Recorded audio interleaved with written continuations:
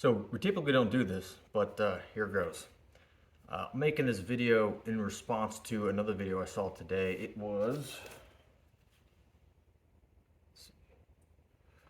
the title of the video is The Problem with Homesteading Preppers by a YouTube channel called The Mindful Homestead. Now, I actually agreed a lot with what he said. And so I'll be tagging the channel in the description, and I'll put a link directly to the video. It's a good video. I think it's a great video, actually. But so I agreed with basically the message of the video, but I wanted to share a different perspective. Basically, we're kind of coming at this from the other side of the coin, right? So this is a homesteader who is talking about the rise of preppers in the homesteading community. And he actually starts off talking about one of the things that we talk about a lot is there's this push for fear. And so he talks about not making decisions based off of fear. And I 100% agree. That's something that we've harped on as well. There's a lot of that fear, doom and gloom that's getting sold in the prepping community. It doesn't help people make good decisions. I like that he went on in the video and he explained that. And he's 100% right. In fact, one of our latest videos is like, don't give in to the fear or something to that effect. But yeah, there's a lot of fear getting sold and you can't make good decisions. It's not sustainable. It's completely unnecessary. And so I like his take on that. But, and like I said, we're coming about this from two different points of view. So, and we're both coming to the same point in time, really, from two different directions, right? So he mentioned, being a homesteader primarily for the benefits of being closer to your food source and being able to control it, better nutrition, better tasting food, right? You can control what goes into your food, stuff like that, for the lifestyle as well. And then he also recognizes that it's got some preparedness benefits, whereas we're coming from the other side.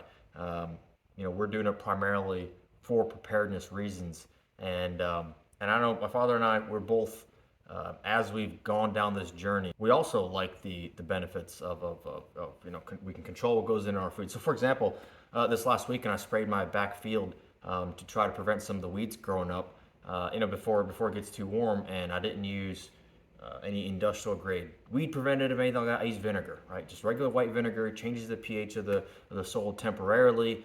I can kill the grass, and I'm not spraying my food with harmful chemicals. I like the lifestyle. This is something that I've grown into, right? Whereas we started really with the mission of, hey, we need, the best way to secure our food source is to create our own food source. But, one thing I'd like to present kind of a different point of view.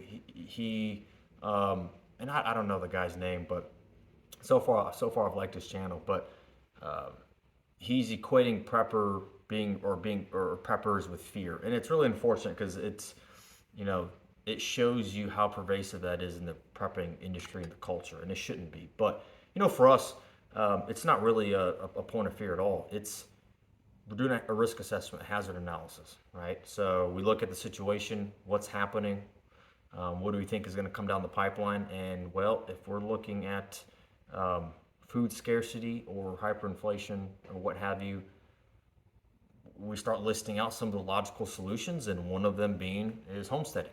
So when you look at preparedness from really just from a problem solving aspect, that makes the most sense for many problems.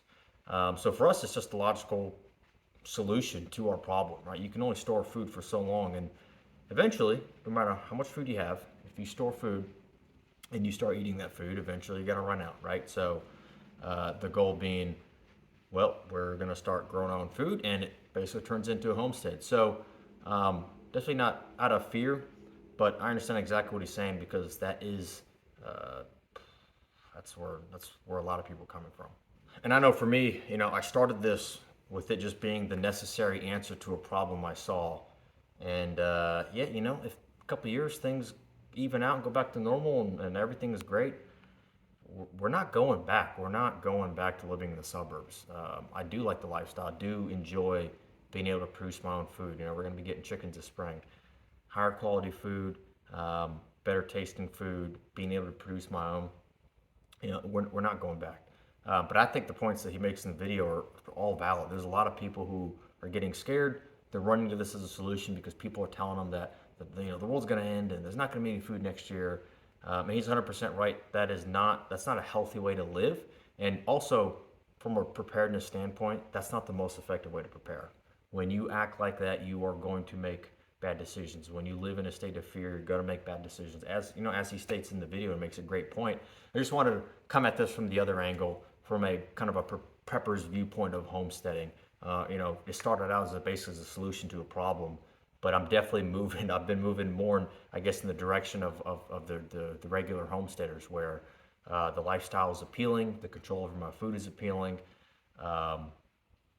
and so I just wanted to put this out, and hopefully he sees it. I named the channel, and I'm gonna be putting it in the description, really as directly for him. I just wanted him to see a different point of view, rather than a lot of the big name doom and gloom preppers. And one thing too you mentioned in the video was bugging out, so if it's really that bad, do I really want to stay here and hunker down, and should I just bug out and leave? And so just a real aside from a prepping standpoint, typically you try to avoid bugging out, right? When you're mobile, your advantage is you can move around, but you don't have a support structure around you, and it makes survival a lot more difficult. You don't have the community, the things that are stored up, and supplies and tools and all that. And so for us, really, for many scenarios, one of the best things you could do is figure out, where would I bug out to, and live there, start a homestead there. So just really a quick aside. That's a whole nother subject that you can get into about planning, and starts with your assessment, and figuring out what scenario you're preparing for, and then here are my different options for dealing with that. And so that's pretty much it in a nutshell. In the video is really addressing homesteaders who have started catering to preppers more, but I wanted to kind of share my thoughts from a preparedness standpoint. Preppers who've gotten into homesteading. But overall, I think it's a great video. I agree with a lot of what he says. He makes great points. Do not live in a state of fear. It doesn't produce healthy results. It doesn't produce healthy decisions. So that's it, guys. Just want to share my thoughts. Stay safe, stay prepared.